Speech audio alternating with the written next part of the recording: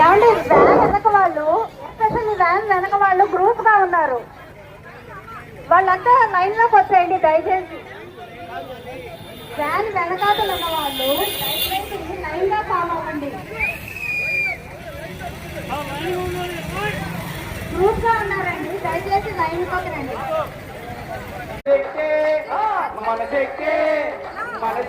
మనకంటారు వేరదారి లేదంటారు అన్నలా